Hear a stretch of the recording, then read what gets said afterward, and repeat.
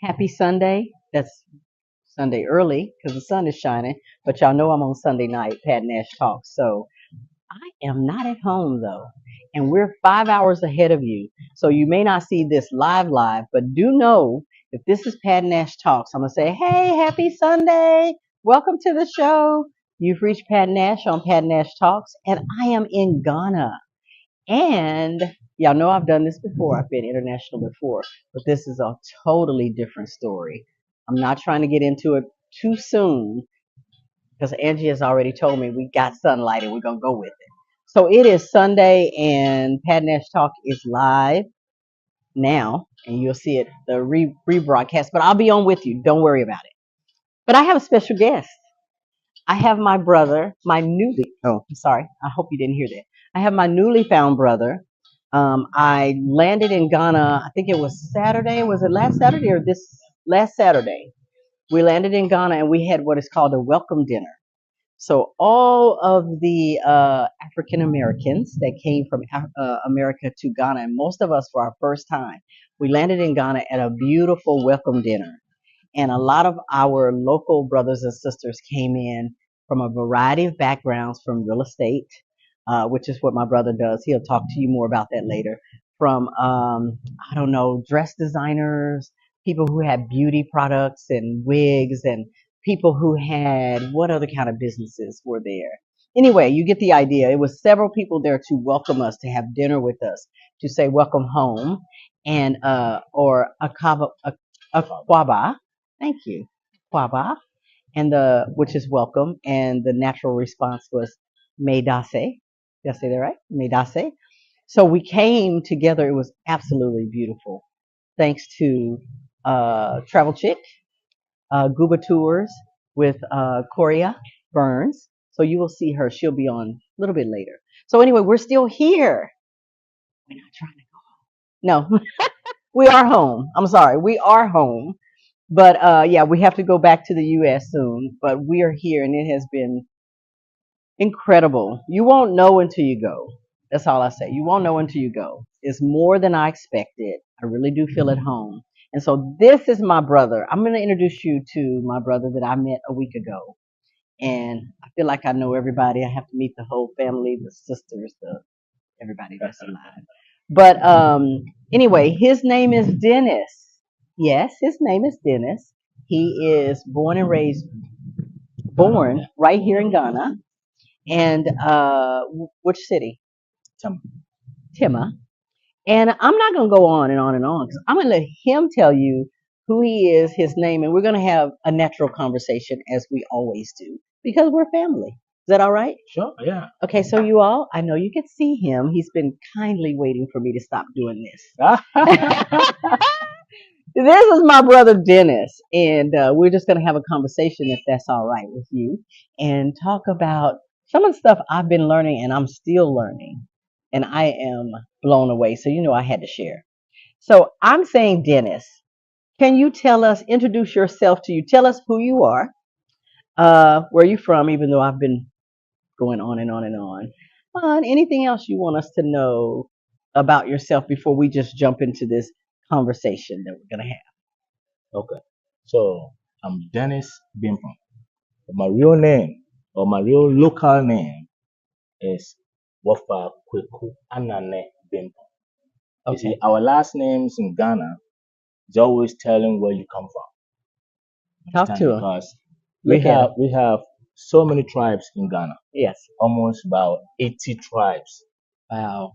80 tribes, in Ghana. And every tribe has its family name. Mm-hmm. So Bimpong, that's my father's name. Wow. You understand? So when I go to my father's hometown and I mention Bimpong, everybody in that hometown knows where exactly in that hometown I come from. Wow. Okay, and then Wafa. Wafa means uncle. The reason why I'm being given the name uncle is because I have a lot of sisters, 5 sisters, and they are believed that when they give birth, I'll be the uncles of their children. Hi, I'm Pat Nash, and I want to speak to you a little bit about dreams, about hope, about maybe giving up or wondering why you haven't moved forward. Someone asked me, how did you get here to be a relationship coach? It actually came out of a need for myself and what I observed looking around after I asked myself a couple of questions. Why was I not doing the things that I wanted to do? Why had I gone through divorce? I realized I was not the only one. You see, there's a lot of us who stopped hoping, who stopped dreaming, who stopped chasing our dreams or going after our dreams because we don't have to chase anything. When we look internally and figure out what it is that's holding us back, the sky's the limit, and you don't have to chase anything. You attract it.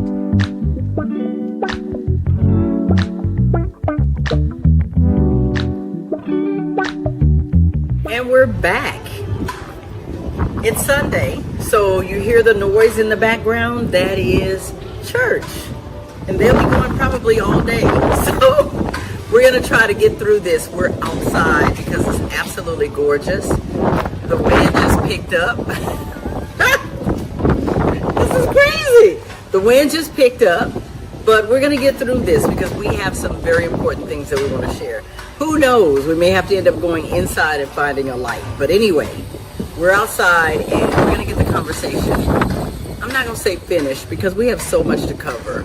We're going to get a good understanding of what it takes to date and be married in Africa, specifically Ghana.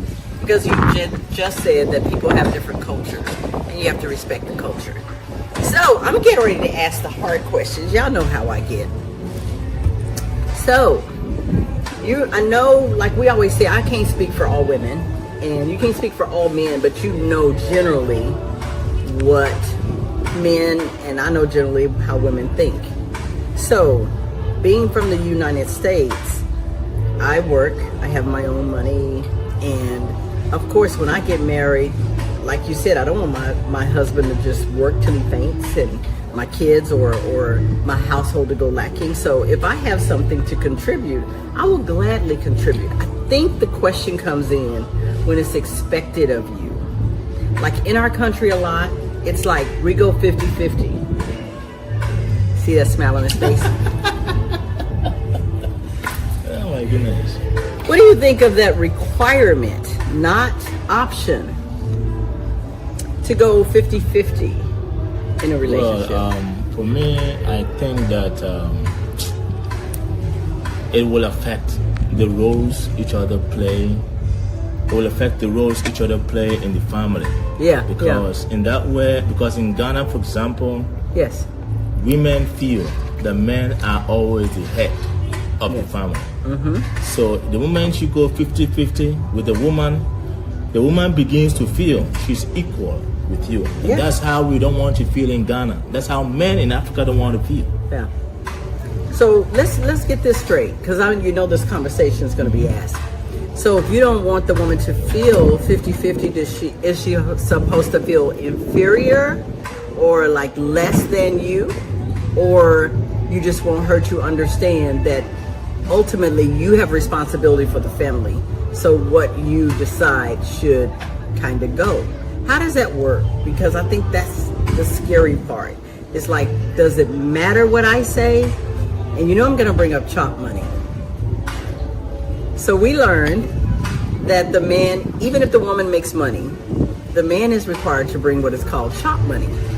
So that's, and the gentleman who was telling us about it, he said, that could be paid weekly, it could be paid daily, it could be paid monthly. It is money that the man brings and puts in the hand of the woman to ensure the household is run properly, to her liking. So keep in mind, to her liking. So he brings home money, but in exchange for that, he wants to make sure the house is not going without food, and he's not going without the comfort of his wife. So I'm going to start something by saying, the gentleman said, no chop money, no chop chop. Get it? If you understand what I'm saying. So now I understand where in our culture sometimes we'll be like, we need it now, chop chop. I don't think we understood what that means, chop chop. So in their culture, chop money is money that the husband provides to the wife so that she can keep things running. And it's not an option. That is not an option. Is not an option. That is required. Chop money is required. Or you don't eat. You may come home and the wife and the kids have eaten, he said, and there is nothing for you because you provided no money. You don't eat. And because you provided no money, your bed might be a little colder. Am I right? Yeah, you're right. So the thing is, that's how it is. But like I always say, when there's an understanding between the man and the woman knows sometimes that the man did not give chop money because the man is kind of broke or things are not really moving well, and then in his business, and then the woman will be involved in giving the chop money for a while until things are okay. Yeah.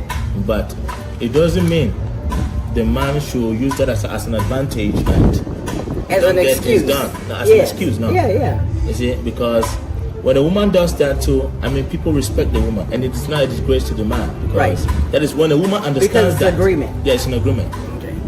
You see, it's an understanding. Let me put it that way. You see, but the thing is, naturally in Ghana, men don't feel good. Women are doing it. Yeah. Even when the woman understands and is helping, men don't feel right. good. They meet their fellow men and they are always like, Charlie, not be easy, Charlie. My wife is doing it. They don't feel good because if you do it for a long time, your respect, your headship is going down. Yes. And the woman's family should not be hearing that the woman is doing everything. Even the man's family should not be hearing that. So because that we the men, we are always trying to work hard, get prepared before we go into that. And there are some women, because they themselves know that the man was not prepared and they allow themselves, they don't want to feel disgraced. Right. So they don't want because if the man is disgraced, it affects the woman. It affects the So in that case, they all try to put things together and work things out until things are stable. You see, but in Ghana, let me say Africa. Yes. You see, that's how it's done. Yeah, I've heard that before too. That's how it's done everywhere. We respect our role as head of the family, and the fact that we provide does not always also mean that the woman doesn't have a say in the family. No. And before we do anything, before a man decides on anything, he talks to his wife. We talk to the wife. And let me use my real estate experience to explain something. Okay. A lot of the homes that we sell, okay, if a man comes, Dennis, I like this house. Even though the man says he likes the house, I know where this is going. We are not rest assured that this man will buy it. Right. Until the woman says she likes the house. Yes. Even if the woman comes alone and the woman says she likes the house, the husband doesn't need to come and see that particular house. As long as the woman likes the house, he's buying it. And most of the times when the women come to our houses or viewing of our houses, the first thing they do is, I told you yesterday, they go to the kitchen. Yeah. First place they go is the kitchen. First place they go is the kitchen. Yeah. And they are more concerned about the kitchen. So Dennis showed me a house yesterday. He was concerned that I just passed right through the kitchen. I went straight to the living room and the bedroom to see what the size is. He's like, I noticed you didn't stop in the kitchen. I was like, no. And I did not stop in the kitchen because honestly, it's because of the I guess I would say the place in my life now. Cooking is not a big thing. I have no children. I am not married yet. And when I do, my husband can cook and probably likes to cook, and he's better than me, and that was my relationship before. So I think we talked about this. As long as there's a mutual understanding between the two, and it works for your relationship. It works for your relationship. It's communication. I don't care where you are. Relationships work best when communication happens. If you're my real estate broker, I don't communicate to you, even on the relationship of broker and buyer. Yeah. He's not gonna know what I need, And so he may be showing me things that I don't need. And I may not be buying because we haven't communicated. So in a relationship, I don't care if you're in Ghana or if you're in Oklahoma or Texas or Atlanta or wherever you are. There's no communication, it's not going to go very well. So that does away with what they say, men being dictators. Okay. Not even talking to the wife, just doing whatever they want to do because they're the head of the family and they can make those decisions. No, it doesn't happen. So, but you also have to understand this, okay? As much as the men are trying to play their roles in Ghana, it is also clear that mostly it's the women that do the cooking. Men in Ghana don't do cooking. Sometimes they wouldn't mind to help in the kitchen. But they love that the woman provides. No, not that they love. It is also believed in Africa that the woman is supposed to do the cooking. So what if she can't cook? No. No. The thing is, every African lady should be able to cook. Because they're taught. That's how they raise them. Okay. Because That's the of cultural the culture. difference. Because of the culture, you have to learn how to cook. Because in the dating period, courtship period, knocking period, the man will want to know all this. And that makes sense, though, if you think about it. If you're bringing chop money, so that So why do I bring chop money? Right, If you because can't chop cook. is pretty much, hey, if I'm bringing you some money, you should be chopping something up in the kitchen. Because the men are believed to go and bring money, go and work and bring money. So by the time the man comes home, there should be something in the kitchen. Yeah, I'm going to ask the question. What if you hire someone who cooks? What if you hire a girl who cooks? Well, you see, those families who does that, a lot of them are those Ghanaians who have been in the diaspora, who have traveled. They have this kind of Western world mindset. Yes. You see, but the real Ghanaian men don't like it, and the real Ghanaian women don't like it. Okay, because there's a pride in the woman preparing the meal. And the man is comfortable. The children are comfortable when they are eating their mom's food. You understand? If you take note, I don't know, Accra is not more of residential, but if you have been in residential areas in Ghana, you realize that a lot of the homes, they have shops in front of them. They do. Yeah, it is like that because a lot of the Ghanaian men do not want their wives to be working somewhere else. So they build those shops and they'll be like, whatever business you want, do with that shop. Because the shop is in the house, so that you are always in the house. They don't care if you're opening a boutique, a fashion shop, a grocery, whatever it is. As long as the shop is in the house, and the money you make from that shop is yours, it's not mine. They just want to do something to let the woman be in the house and take care of the household. So you will not have an excuse and be like, I've gone to work, I'll close 6 p.m. You also go to work and you close 6 p.m. And we are both coming back from home. And when the children come back from school, we will take care of the children when they are in school. We don't. Some of the family entertain these nannies, house help, and all that. But a lot of the Ghanaian men or a lot of the African men don't like that. They'll do it, but they don't like it. Yeah, they will do it, but they don't like it. Okay. Maybe they're doing it because of some situations, but they don't really like it. They don't want someone to raise their kids. What about saying, is that old-fashioned, or is it just pretty much the culture? I would say culture. I wouldn't say old-fashioned. Okay. I understand the world is moving forward, upgrading and everything, but like I said earlier, African men are more of culture. They're traditional. Yeah, culture. Yeah. Okay.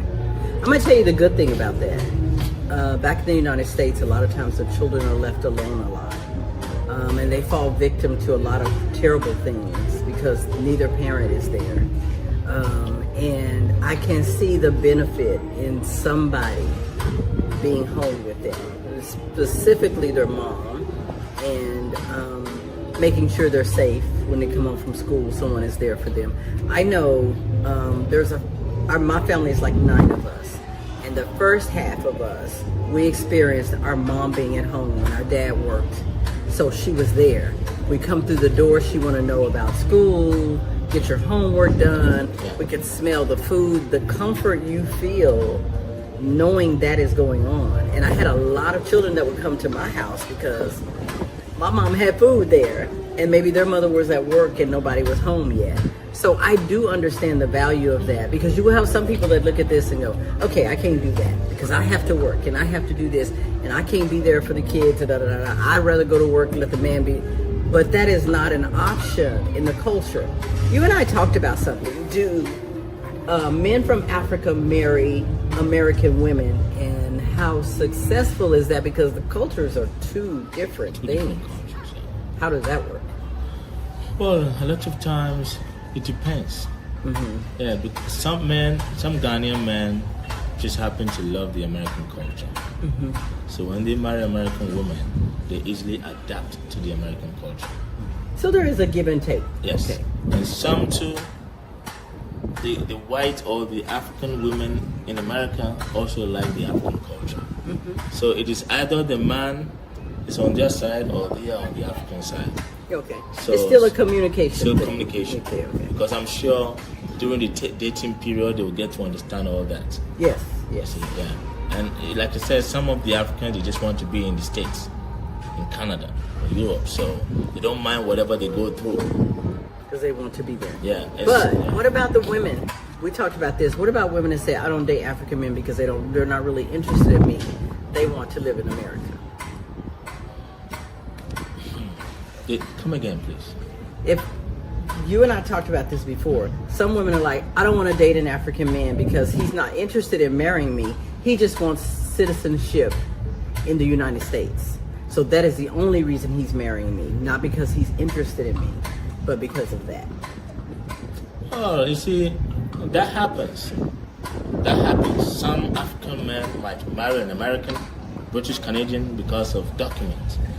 But not all African men. Right. Not all African men. If you as an American, or you as a diaspora, if you just jump into marrying a man without getting to know the man well, that's what ends up with. That's what happens. Right. That's what happens, you understand? But some of the African men like myself, me, when I was growing up, I wanted to live in the States. At this age, I don't want to live nowhere in the States. I want to visit and come home. Right. Because I have grown in Ghana, come to understand Ghana well, my culture, and I also believe that I can survive here, I can make it here in Ghana.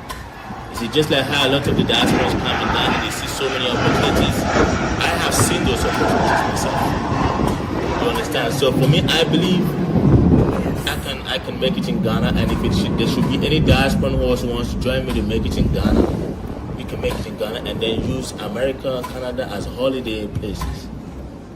When you say holiday, we call it vacation. Vacation, that's what I mean. Yes. Yeah. No, it's You okay. understand? So not all African men, but there are some who will want to marry. They don't care. Either you're ugly, either you're violent, either you're this, either you're that. No. They are just in a hurry to for the documentation. Because they can't wait to be in America and make it. Yeah, no, you know I'm going to compliment on this violent thing. So I was talking to him, and I said, you know, you have rumors about different cultures. And we say, you know, they don't wear shoes, or they don't want their women in the kitchen, and they don't have no rights, and they want to have 5 different women, and African men all want 5 different women. They all want all these wives. He's over there smiling. And then you say, in Africa, they say the black women, which they call black women, the African American women, they are violent and angry. And that is also not true. Because like you say, what they say about you guys is not true. There's a lot of you that don't want 5 wives. That means 5 headaches. You know what I'm saying? That means 5 times the expense. That means 5 times all of this stuff. So it's a lot of African men, am I right, that do not want more than 1 wife. Just the same way there's a lot of black women that are not violent. And I don't know if the word is violent or mean or nasty. Well, maybe, I don't know, but you know, you were saying that's the rumor Well, those rumors is what we watch in the movies. Yes. And, okay. And the question is, if it is not true, why do those blacks in those movies play those roles to make it look like it's true? Money. Because sometimes they should also understand that some of the roles they play when a movie comes out, it goes international, and it will make other Africans think that's how you people are. Because if you continue playing the role of a gangster, the role of beating your wife, a wife beating a man, like I watched one of the movies in Tyler Perry. There's this lady who speaks very fast. Tyler Perry. She's tall. You know who she's talking about?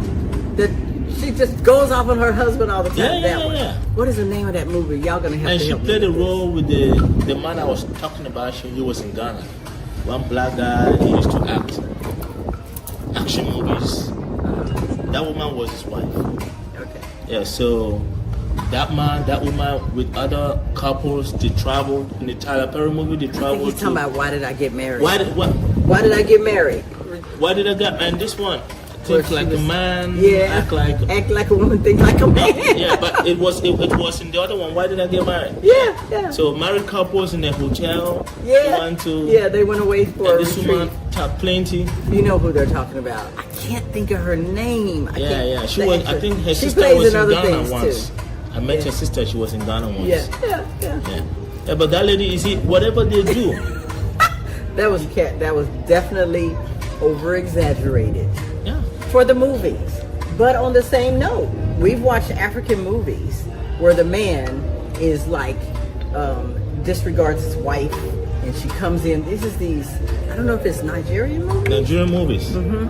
And he throws her out in the street because he decides to get this other woman. He doesn't listen to her. His mother doesn't like her.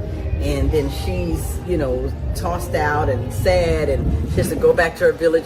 A lot of things that are portrayed in movies, which we need to understand, is not necessarily the way it is. It could be over exaggerated. These things might happen, but it's over exaggerated. Maybe we should all do something about our movies, because right. the movies are giving some impressions out, and that we all shoot each other. A lot of us are making judgments with those impressions. I know I have not been to Nigeria before. Yes. So, like you said, I also used to believe this is how they do things in Nigeria. But when you speak to Nigerians, they'll be like, it was those times, long time ago in their great-great-grandmother's times.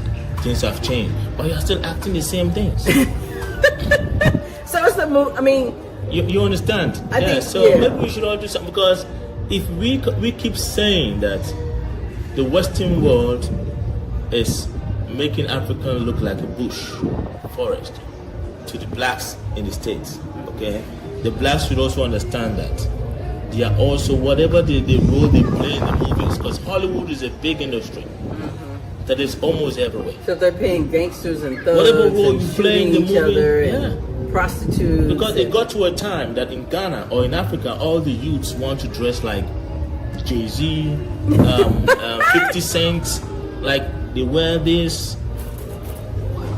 Because of what we watch in their music industry and the movies. Yeah, it has a big influence. You understand? So those things, they get influence on us. So yes. If they want us Africans to have good impression, positive thinking about them, they should be careful on the roles they play, because some of the roles they might give you big money, but it might be because this white person giving you this big money wants to maintain that mindset among us. And there are so many things. Otherwise, if we don't take care, we will not get to understand ourselves, Right. Do you get my point? Yeah. Yes. Because even in Ghana, I always bash them. You see, I always make Ghanaians. You see, and I always complain about our movies, because before, our movie is all about spiritual stuff. When somebody steals something or does something bad, the other person will go to the fetish priest to kill them spiritually. Is always so. In that way, they are putting it into the youth's mind that if you want to solve problems, go to the fetish priest. And when you keep going to those spiritual means or those spirit mediums, he doesn't. I see what you're saying. Yeah, he doesn't. They would put a spell on them or something. Yeah. If we keep doing like that, witchcraft, that was if like we keep part doing of the that, movie. it affects our growth in the mind. Why am I saying that? Because it doesn't open our brains on how to solve problems unless we always consult the spirits. The spirits. So, do you get my point? Yeah. Yes. So I have another question. I like to ask you questions. Yeah, it's good. Are you married? No, I'm not married. Okay. So, so why are you not married? Well, that's a good question. Well, I'm not married because I want to get prepared. You see, let me put it this way. Okay, so the thing is, from where I come from, the family I come from, my dad, when he gave birth to me, growing up as a little boy, I realized that my dad was responsible. Mm-hmm. But it also got to a point in our lives that my dad started being irresponsible. Maybe it could be because life was so hard. Yeah. He just couldn't make enough money because we are plenty. We are 7. 7? Yeah, 2 boys and 5 girls. 5 girls. Okay. And a mother, 8, plus my father, 9. Yes. And he's a taxi driver. Okay. So, taxi driver, you have all these children. We'll go to school. We'll eat every day. We'll wear clothes, hospital bills, rent. It was too much for him. So, at a point, he became a drunkard, started being irresponsible, and once in a while, he beat my mom. You understand? I saw all this thing when I was growing up, and I don't want that to happen to my family. I don't want that to happen to my family. Yeah. I don't know. But I've come to love my sisters so much that I really want to make my dreams come true so that they can also be affected with what I have made. Okay. You see, so in Ghana, the thing is, in every home, there is a rich person, okay? And when there is a rich person, people who marry from that home, they are careful how they treat the woman. Because let me give you an example. If I'm rich and you marry my sister and you don't treat my sister well, you know that there is someone who can fight for my sister. Yeah. Do you get my point? Yes. You see, but when there's nobody rich in the family, some of the men, when it happens that they're not responsible or they're abusive, they can mess up your sister's life because you cannot fight them. You have nothing to fight them. So for me, I know my dreams will come true. Yeah, I know my dreams will come true, and when it comes true, I will help my sisters, my mom, and then my new family, which is going to be my wife and kids. And then I'll be able to take care of my wife, take care of my children. Yes. That's what I want. So you're waiting until you know. I don't care how long it will take. I don't care how long it will take because I've come across a lot of Ghanaian men who got married at the age of 39, 40, 45. Yes. At 45? And they still give birth to strong children. Oh, okay. They have, and at those stages, they get married to mature women. Yeah. You understand? They have a beautiful family. Okay. So the women are older when you say mature women? Mature women, yeah, okay. Older. I mean, we will not say you are 20 and you are mature. We don't believe that.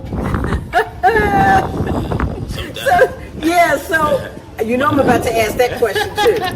They say that men, African culture and other men, I think even more so in some other cultures, they marry a woman, but then after the woman gets a certain age, they go find a younger woman to make them their wife.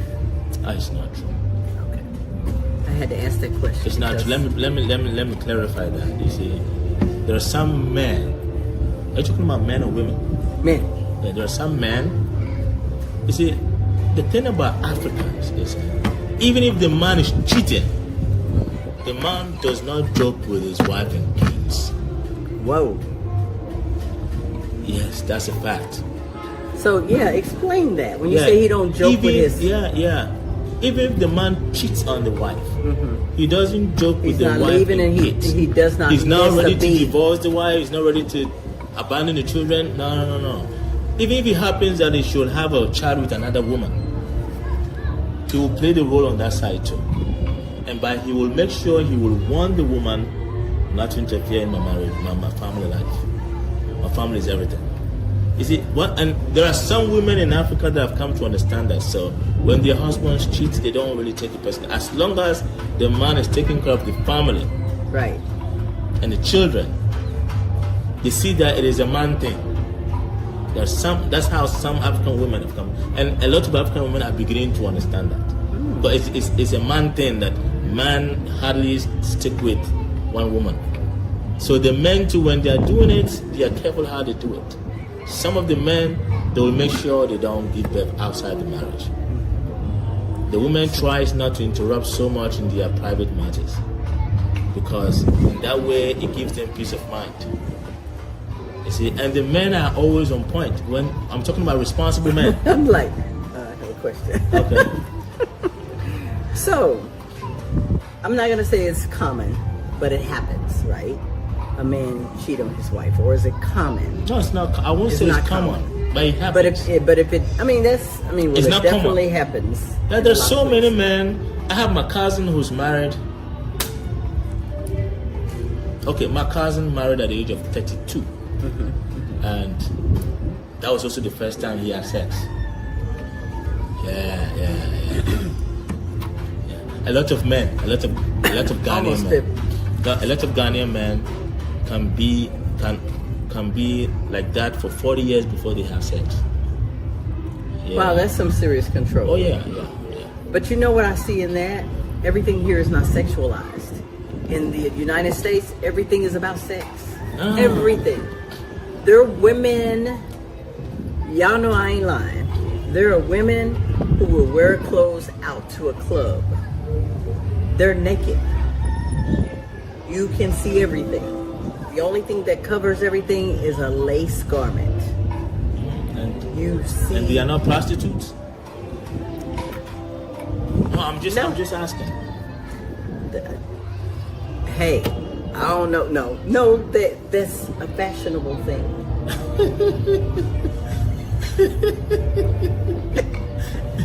You see, I'm serious. Let me tell you this, I lived with I wish I Canadians had before. something, Okay, so one time these Canadians, they were white. They said we should go to the poolside. So we drove to the poolside. I was young, so we saw this Ghanaian ladies. Some Ghanaian ladies that came to the pool, and they put on bikinis, those pants and brazier stuff, and and you see, anytime you see an African or Ghanaian in bikinis at the beach or pool, it's two things. It's either they are prostitutes or they are trying to imitate the Western world. Maybe because she has been there before, or she lives with one in Ghana. But most of the times, the hookups, prostitutes, no real African lady or no real African, well-raised African lady will wear bikini to a poolside or a beach. Wow.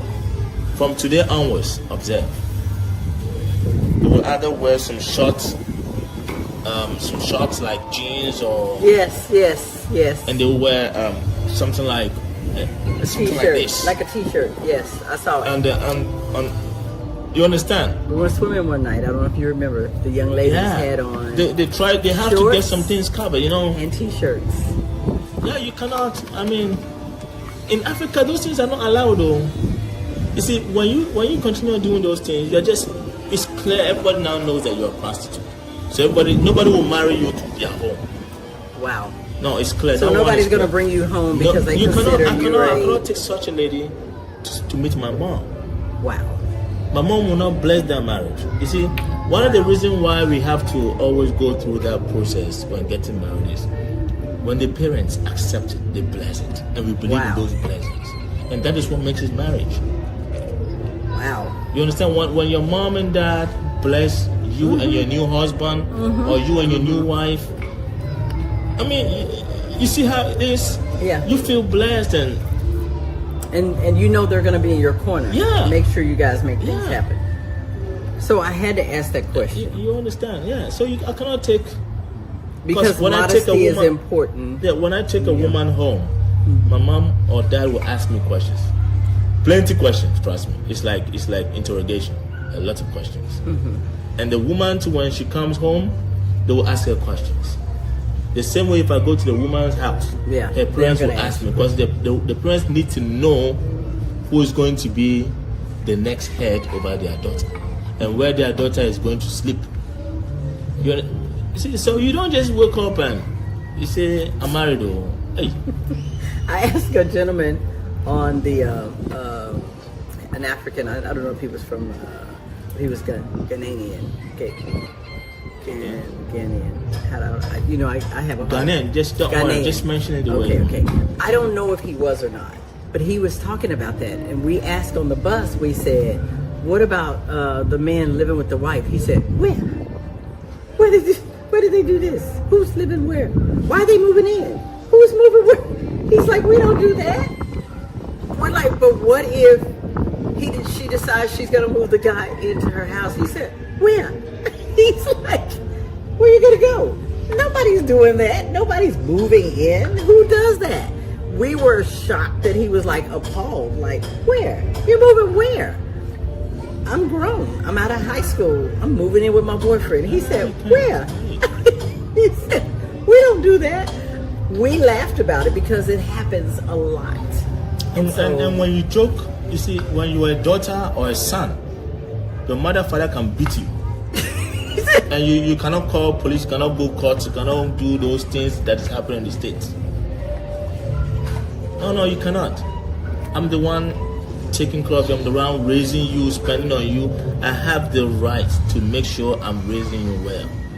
You see, so you are doing something wrong, I have to discipline you. You go and call the police will even discipline you. In Ghana, the police will discipline you. You don't do those things. Wow. You see, we don't call those things freedom. Because you see, when you give birth, the society is also expecting. You see, anybody that wants to get married wants to make sure that you are coming from a respectable home. Mm-hmm. So if I don't raise you well, so if you're letting your children do everything, you didn't come from a respectable it will bring disgrace to the family. Yes. But in American culture and Western culture, they really believe your children have rights. And they can call the police on you and get you arrested. Get you arrested for disciplining them. The police will pick you up for disciplining your children. And when they release you come home, how would your children see you? I think what people don't understand, they probably will get upset with me. What they don't understand is that's putting an outside authority between you and your child. No one wants to kill their kids or abuse them. Nobody believes in that. But the discipline of a child has to be some way in the hands of the parent. I said, if my children ever call the police on me and I go, "Okay, take them. I'm not doing right, you take them. You call the police to come and get you, then they need to take you with them. Take them." Because I have to have a way to make you understand when I'm teaching you something, that you have to listen to me.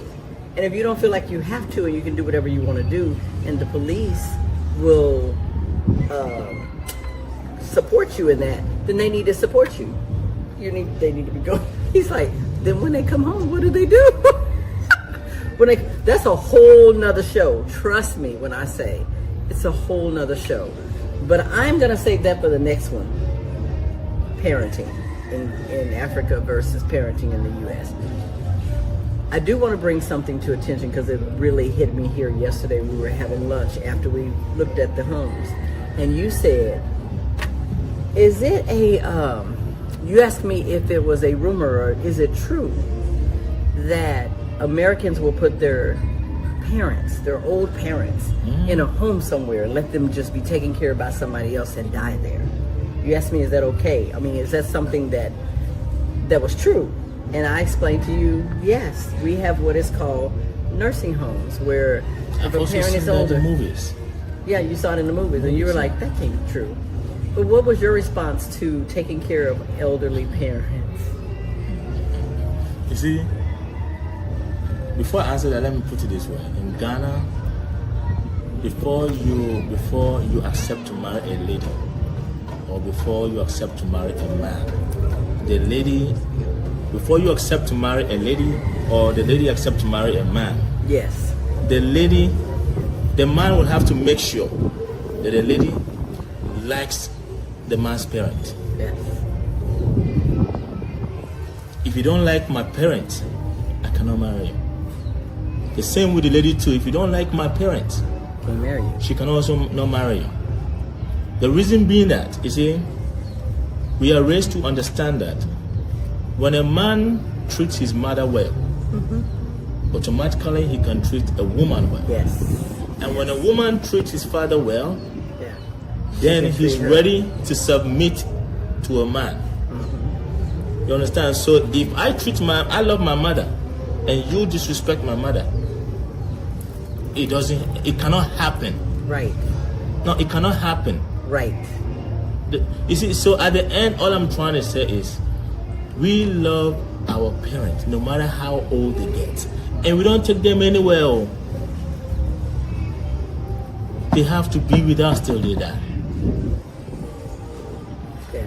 You Sometimes said it's an honor to be able to you see, take okay, care let me of use my family for example. Yeah. I have six siblings, including me, 7. Yeah. So my dad is late, so I now have my mom. Okay, and let me be honest. On some parts, I still live in a family house, not because I cannot be on my own. No, Right. it is because because of your obligations there. as now that my dad is no more, I'm the firstborn son, so I support my mom and my siblings. So if I should move from the family house and go out to rent, paying rent will be another burden, Yeah. another pressure. Because you still have the Because obligations. I still have responsibilities on me to handle. You understand? My sisters most of them are not at a point where they can support enough to get me relief. Right. Right. So for now, I'm handling everything till they all. That's why I'm trying to advertise my sister to you, till they all are okay financially, Put her to work. or till some men come and take them out of the house. Yeah. Because if the men come to take them out of the house, sometimes it is also believed in our culture that wherever you are, sometimes you have to send something to your mom. So imagine, say 7 of Wow. us Can every you month. imagine that? Everybody's As a mother? sending something to their mom to take care of herself wherever she is. And what we love to do is sometimes I'll have my mom live with me, maybe for a while, and then she will move. Maybe after 2-3 years, she will move from my side to live with one of my sisters. Wow. That would work. She does that till she Everybody dies. is sharing the responsibility Yes, we until are. she's gone. Yeah, That she is does such that a great so she's idea. able to spend time with her grandchildren. You see, so some families, what they do is they don't even get nannies when The their mother mothers comes are in. their homes. And there are some families that the lady's mother will be there, the man's mother will be there. Wow. But the man and the woman are providing for both of them. So all they have to do is just be playing with the children. Just sleep, eat, watch TV, sleep, eat, watch TV. But we see it as a blessing Yeah. to take care of our older parents. So there's no way me, my mom, the government will say they have a home for older people. And I will take my mom there, and later someone will come and tell my mom has mental problem. No. In African homes, even when the mother has a mental problem, we still see it as our responsibility to take care of our parents till they die. That's good We upbringing. see it as a blessing. That's a blessing, and that's good upbringing. You know how much, I don't know how you would say it. You know how much relief that would give to mothers? To know that when I'm older, one of my children are going to take care of me. That is definitely not a well understood thing or a given in the United States. Let me understand you. Assuming your mother have 3 children, your mother would say one of them will take care of her. No, Is that what you mean? I'm saying that doesn't It doesn't mean happen. anything. It doesn't happen. Majority of moms, just nod your head. A majority of moms, it's going to be really odd or really, I would say it's great if you have some children that will say, no matter how old my mom get, I got her. Okay. But a lot of Americans have not been taught that way. It's not a cultural thing. So if my mom becomes a burden, I will put her in a mother's home, in a nursing care, and let professionals take care of her. And I may stop by once a month or once a week to see her. But you see that face? Your face tells it all. Like, what? What? Who does that? Because they're too busy working. They're too busy raising their family. Maybe the woman of the house says, I'm not taking care of old people. I have to work because we have a 50-50 relationship. So in order for me to bring my 50%, I have to go work. The kids are already going to daycare after school and you're working. Who's going to take care of her? You see what I'm saying? So the home is so taxed and overwhelmed. There's no one at home to provide for her. So they have created a business. People make money taking care of other old people. Yeah, I know. Because, I'm sorry, I know that's passing over. They have a business in the U.S. taking care of old people because there's nobody else to do it. And some of those people die in those homes and nobody ever comes to see them. You see that face? He's like, what? Yes. And the children who do that to their parents, the children who do that to their parents, don't they sometimes sit down and think it can happen to them? Yeah. They know it will happen to them. Yes, probably. And they are okay with it. No, they're not okay with it. They hope it doesn't happen to them. They hope to them. Their children do something different. And they, you did this to your mom, and you hope your children will do something different. The change must start from you. Okay, well... But what can they do if they have to work? I'm in a continent that is blessed. Yes. A continent that is rich in culture, discipline, morals. Yes. Yeah. Yes. We don't entertain this gay stuff. Woo! We're on a whole other subject right now. Look, let me say something about that. You see, the thing is, some people say it is natural, some people say it's demonic, some people say it is something people learn from other people. You see, in Africa, we don't care if it is natural, demonic. We don't care it's about not going to be accepted. It's not going to be accepted. It is not going to be accepted. It cannot. You see, if people are gay, lesbians in Ghana, they have to hide it till they die. Because it will never be accepted. It will never be accepted. Okay. If anybody, not the government, not the law, not the police, normal citizen should see you, look, they'll beat you. You'll regret that demon. You allow that demon inside you. It is not accepted, and it can never be accepted. Yeah. So it's not a religious thing. It's not just a cultural thing. That it will not be accepted. Yes. No, it's a cultural thing. You see, Ghanaians are more religious people. At the same time, because of culture, they believe in their gods in their hometowns. But the thing is, either it is Bible God or gods in the hometown. All these gods do not approve of that. So none of the gods approve of it. It's like none of the gods in Africa approve of it. Either it's a true God, false God. All the gods in Africa don't approve of that. You see, and they should accept it. Huh? They believe that their gods will punish them. So look, it is not going to happen. Trust me. People do it. Some few people do it, secret, but it is never. But it's never going to be an outward thing like it is in Western society. No, it's never. Okay. So you see, well, we are well trained. You see, and I also wanted to say this. The fact that Africans don't fight like how maybe the African Americans do in the state, fighting for their freedom and all that, always fighting to have rights and something. The fact that we don't do that in Africa doesn't mean that Africans are soft. Yes. Yeah, you understand. I just want you to be clear on that. You see? Yeah. So otherwise, some people may think that we are soft. Africans are not soft. Yeah, Africans are not soft. Trust me. Africans are very strong, powerful people. Yeah.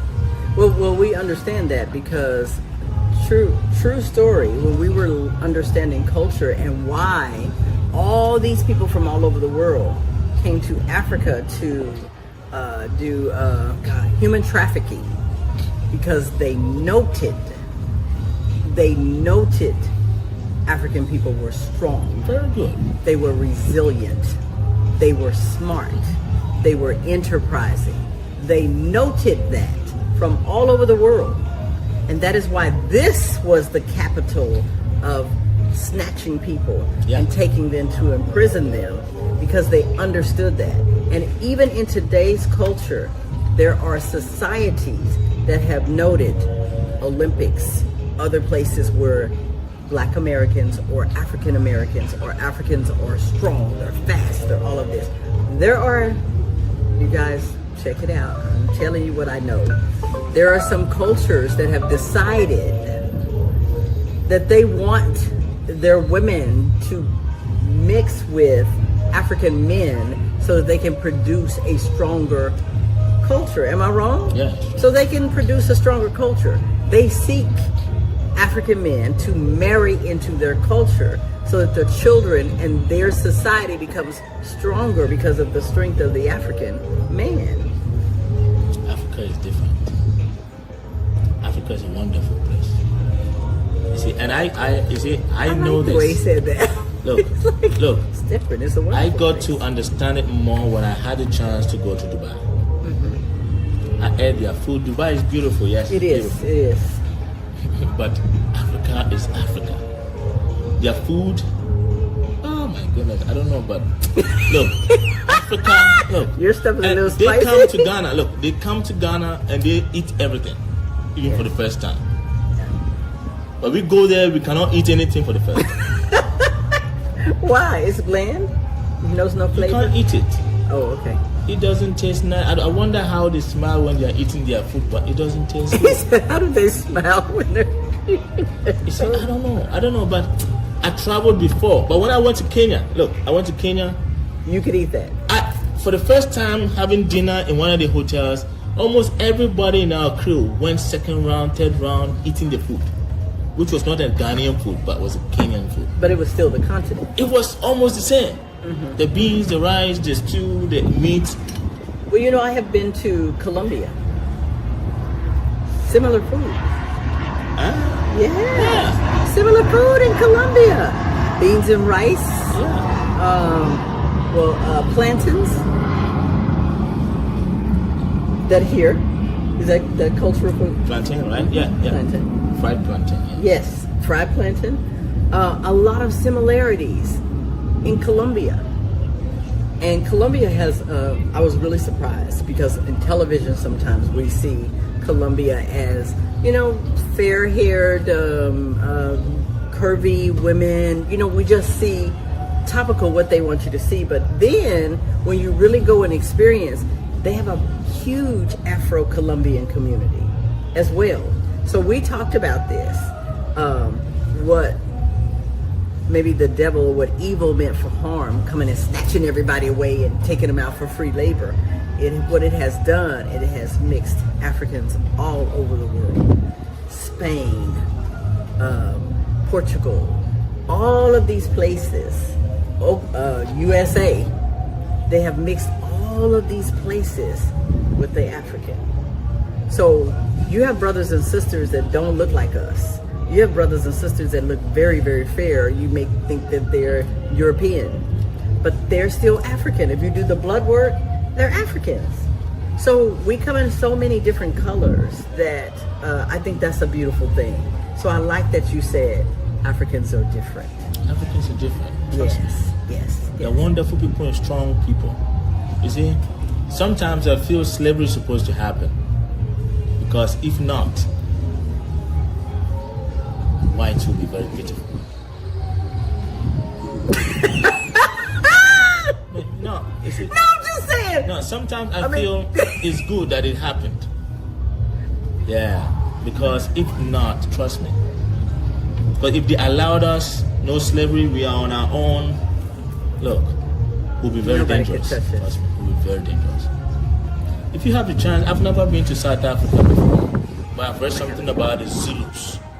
Oh yeah, the Zulu warriors. If you get a chance to go to South Africa, find more information about the Zulus. The little I heard about these people, one man can kill like 5-10 people with guns.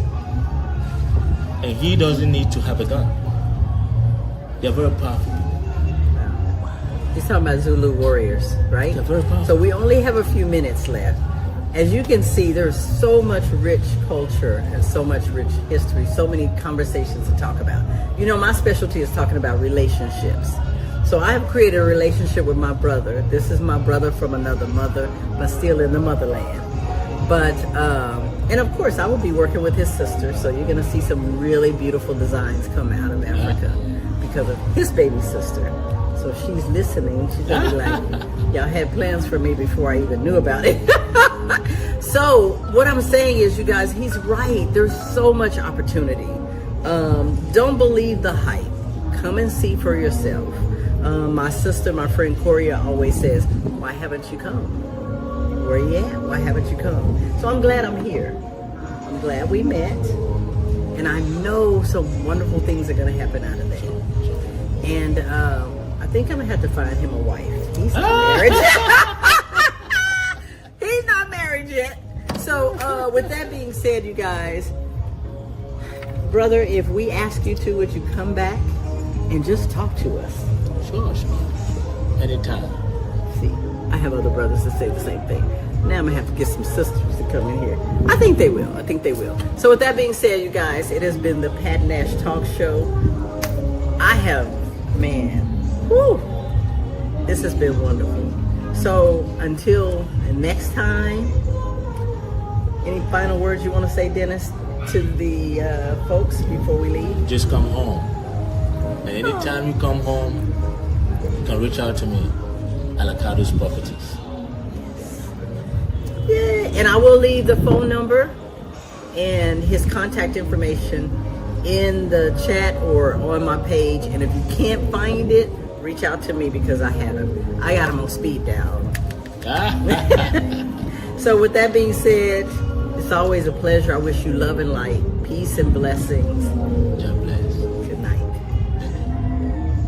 Hi, I'm Pat Nash, and I want to speak to you a little bit about dreams, about hope, about maybe giving up or wondering why you haven't moved forward. Someone asked me, how did you get here to be a relationship coach? It actually came out of a need for myself and what I observed looking around after I asked myself a couple of questions. Why was I not doing the things that I wanted to do? Why had I gone through divorce? I realized I was not the only one. You see, there's a lot of us who stopped hoping, who stopped dreaming, who stopped chasing our dreams or going after our dreams because we don't have to chase anything. When we look internally and figure out what it is that's holding us back, the sky's the limit and you don't have to chase anything. You attract it.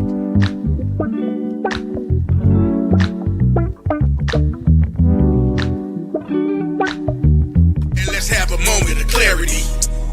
There's freedom in your transparency. When you speak, you release, that's therapy. It's my decision to listen and do it carefully. Wanna live carefree? Well, it's gonna start. When secrets are kept, families are torn apart. I wanna do my part to help heal your heart. Shed some light on your life when your days are dark. Help ignite a spark that'll bring change. Be your shelter from the rain, assist with the pain.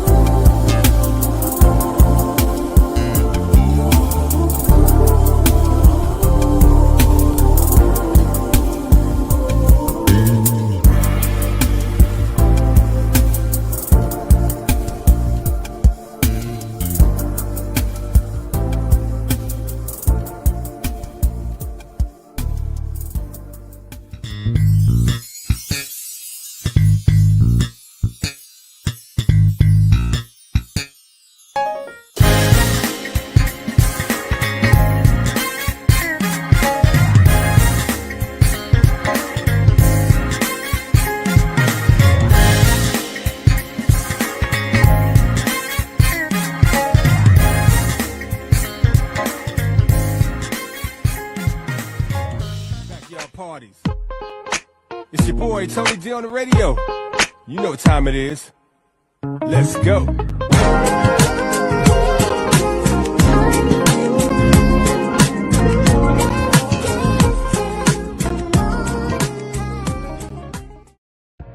Hello, everyone. This is Pat Nash of Pat Nash Talks, where we have the conversations that create real relationships. I'm here every single Sunday, 8 p.m. Central Time, 9 p.m. Eastern, and you can find us right here on Level Up Nation. See you then.